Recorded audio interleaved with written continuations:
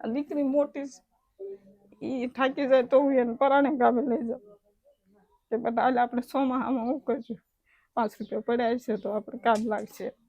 ના પાડો તોય પરાણે કામે લઈ જાઉં એને.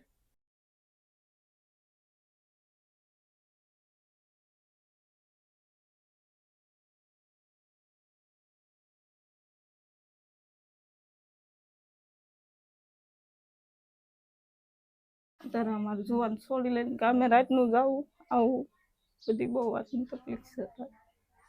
રાત્રે કામે જવું પડે. બધી વાતની તકલીફ છે અત્યારે, એ કેમ રહેવું, કેમ ખાવું, કેમ બેહવું, બધી વાતની તકલીફ છે. હું એમ કહું એને પપ્પા ગયા છે, બહાર ગયા છે એમ કહું, આવશે એમ કે. પછી આ છોડી તો સમજે એમ કે મારા પપ્પા ઉપર વહી ગયા છે, ક્યાંય નથી ગયા એમ કે. નાની દીકરી આની કરતા મોટી શોટ લાગીને પાછી થઈ ને, ઈ સમજ લીધી. એ પેલા પાછી થઈ હતી, એને પપ્પા પેલા એને શોટ લાગી ગયો હતો. આજે સમજી શકીએ છીએ બેન આપની પરિસ્થિતિ કે આજે આપના ઉપર શું વીતતી હશે.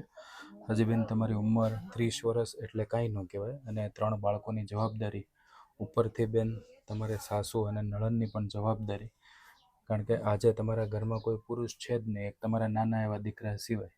તો આ બાળકોને બેન કપડાં રમકડા એવું બધું બેન કરે ત્યારે એ સમજે છોકરું કે મારી મા એક છે કામ કરવા વાળી, બીજું કોઈ છે નહીં. એ સમજે છે કે મારા પપ્પાને છે. આજે અમે તમારી શું મદદ કરી શકીએ? જે તમને સારું લાગે એ તમે તાર. રાશન પાણીનું કેમ છે, ચાલી જાય છે? રાશન પાણી અત્યારે દુકાનથી લઈ આવી, મારે કેટલું લાવો છો? 2 ટાઈમ રાંધવાનું કરી, પછી રાતે તો ખાઈને પછી વ્યા જાય કામે. રોજનું રોજ લાવો છો? હા, રોજ લાવવાનું. આમ ઘરમાં ઘઉં ચોખા કે એવું નથી પડ્યું અત્યારે હાલ? એવું કાંઈ નથી. ક્યારેક પૈસા ન હોય તો બેન? પૈસા ન હોય તો બાકી લઈ લેવાનું, પછી પૈસા આવે તે દઈ દેવી. કંઈ નહીં બેન, આજે અમે તમને રાશનની મદદ કરીએ છીએ. હો, તો આજે આ મદદ દર્શનભાઈ પટેલના જન્મદિવસ નિમિત્તે વડોદરાથી મળે છે. ખૂબ ખૂબ આભાર દર્શનભાઈ પટેલ, જન્મદિવસની આપને ખૂબ ખૂબ શુભકામના.